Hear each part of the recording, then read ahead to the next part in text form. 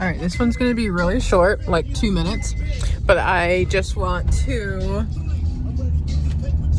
just remember. So I am realizing the way I grew up and how I had to protect myself was the complete opposite of what I am. I'm really sensitive, which I'm learning on the inside. My outside my protective shell has not like melted yet, but it's getting there. So I realize I'm super sensitive, super sensitive. I actually have good hygiene. I always struggled that when I was younger. Like I would go I'd go days without showers, and I wouldn't care. I would go without brushing my teeth. It just never made sense to me, like why?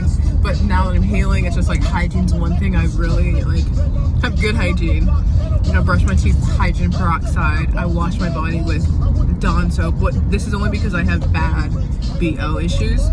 So soap's not strong. I have to get like a hospital grade something. Right now, Dawn soap's the only one that takes the odor away.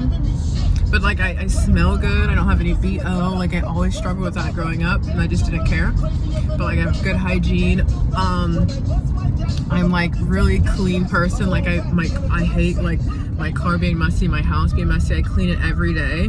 And I was always such a messy person growing up. So hygiene, cleanliness. I'm a little bit OCD about rules, which it might change the more I'm healing, but right now it's just I follow the rules to the T, which I never did when I was younger. I would never follow the rules. I do what I want, but I follow them to the T. And so cleanliness, hygiene, sensitive, which I was super dominant, super mean, which I'm now when I have those old thoughts, I'll sit there and have a therapy session. Why am I thinking this mean thought, So sensitive, cleanliness, hygiene, following the rules, to the T. I think I'm starting, the more I heal, I feel I'll be more type A personality, which I love making lists and checking them off. It makes me happy. So I think I'm I was always type A. I'm not sure yet because I'm still healing and uncovering more stuff about myself. But I think type A is gonna be my personality, which is crazy because I was always I'll write it down, maybe, if I remember it, I'll do it. I just never cared about anything. Court dates, I'll be just remember it, But now I'm I feel I'm becoming more type A. Well, I've always been type A, but my trauma was type B. And then there's something else. Oh my gosh, and then sleep. I didn't know how important sleep was to me. So I remember when I was younger and I would stay up all night and then I'd wake up 3 hours later and have to go to the whole day, and I was so miserable. And today, and then my whole life, I was miserable for a little bit, but then I kind of just numbed it out, and then I was able to I couldn't sleep more than 5 hours. And that's just one of a trauma thing. I didn't realize how much I need sleep. I need at least about 7 hours of sleep every night, or I'm through. And I didn't know that, and I'll probably realize more about the sleep thing, how much important it is to me.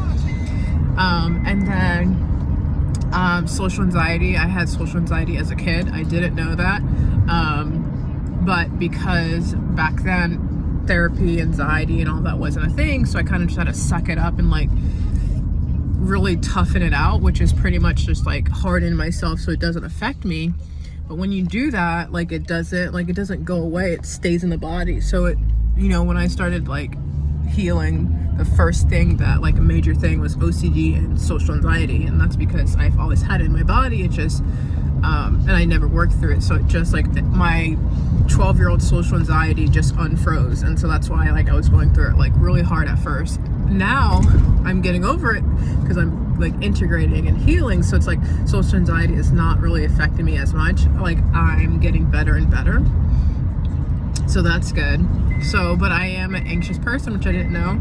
Today I was trying out, yesterday was when I realized, oh my gosh, I've never been comforted, and the couple moments I did feel comfort, I slept so good, and I thought I was oh, I'm getting in a new stage of healing, safety, but no, it's I was just comforting myself for the first time. So today I have this soft blanket. I used to love soft blankets growing up, and so I have like a soft jacket and I use it as a pillow, and I like hold it really tight, and it reminds me of a baby when they have like those like blankets or like teddy bears, like comforting things that calms them down.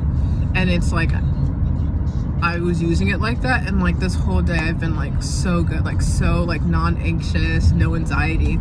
So I'm a very anxious person, which I didn't know that. And like there's so much more that I'm like learning about myself, and I'm just really excited because it does mean that I am doing, like, I'm healing, I'm doing something right, and like I am like lifting up my so right now like my whole life it's been a trauma personality. So once I heal my trauma, like it, like, you know, my actual personality underneath, it's like my actual like aura and all that is underneath, it's coming out. So also I realized that I like my RBF, my protective shell. For the whole time I thought it was because of like danger, like I try to make myself big and bad so people don't like, so I can be intimidated, so people don't like mess with me. But actually my protective shell was because of my social anxiety, because I couldn't handle it. So I made myself like look intimidated, look mean, so people wouldn't approach me. Because growing up, we would go into these areas where we would have to be polite, we would have to go talk to people, go mingle, and like I hate small talk and stuff like that, and I wasn't like, I had so much anxiety, so I'd stay in the corner, I'd make myself look really mean and intimidated so people wouldn't like come up to me. And so my protective shell is because of social anxiety, not because of like trying to make myself physically like strong. So I was never in physical danger. It's because of social anxiety that I did this. So it gave me so much insight, so I know how to like go about healing my protective side. And it's pretty much like letting myself know that I can be in a room full of people and I don't have to talk to anyone. I don't have to shake hands, I don't have to mingle. I can be unfriendly in this phase of my life. Actually, I was always unfriendly growing up, and because I didn't feel safe enough to be friendly, because I just was not safe around people. I didn't feel safe at all. So I am, you know, realizing that I'm not a friendly person. I can still be nice, but I don't want to be right now. I have to build capacity to be able to like go up to people and talk and stuff like that. But right now, I'm so comforted by knowing, hey, I can go to work, sit in my cubicle with my anxiety jacket, and I don't have to talk to anyone. And it helps me melt my protective shell more and more, because my protective shell is I don't want people to come up to me and talk to me. So like letting myself know, hey, you can walk in here and not talk to anyone, not say hi to anyone. You can walk in here, do your job, and leave and be fine. And I feel like it takes the pressure off, and I feel better and better. Today, I didn't realize, but my whole childhood I was very tense in my body, like anticipating like just anything. I was very like hypervigilant, which I have bad hypervigilance, like bad. And I'm still not over that yet. Hypervigilance, because whenever I get it, it takes over my whole body, so I can't integrate it because it just takes over. So that's why like my muscles are very tense. I'm braced for like anything to happen. And so that's another one thing I do have to like slowly work on to integrate, because I can't integrate it because I don't have control over it. Like it just takes over. So that's one thing I do have to work on. But right now I'm working on just comforting myself with my anxiety pillow. I don't want to walk around with like my RBF and like my big protective shell, because I don't need it anymore. I don't have to be social, and I don't have to mingle, and you know, I can just stick to myself, and that's fine. So that is just, I'm going back to work, but just like some stuff that I'm just learning about myself that I really love, and I really love who I'm becoming, and I love the work I'm doing.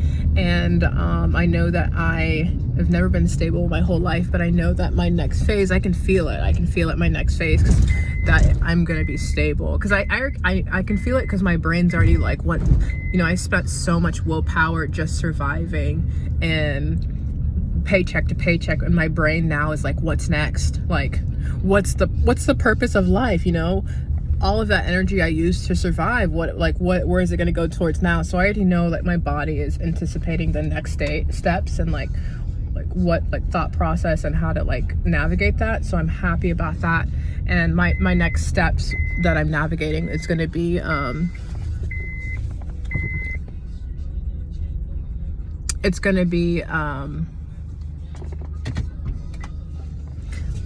character building. And I really I was so obsessed with like Revamp Era and becoming, you know, this and like Siren and all that cool stuff, but I never could because I have to be like safe. All my energy was going to surviving, so I never had like the opportunity to like, you know, become more of a Siren. I don't know, stuff like that's very interesting to me, and I really know that I'm gonna have so much fun with the next chapter and just using all that energy into becoming, you know, I never was mirrored before. I never had like someone to look up to become.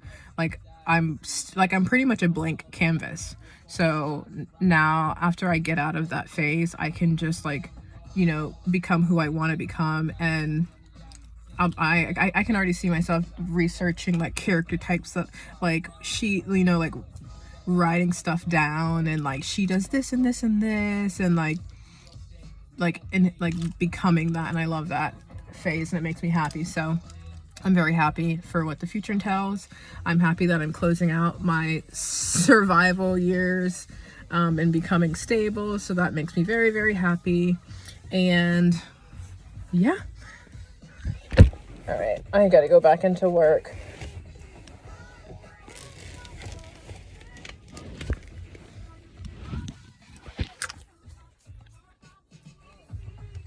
Be okay.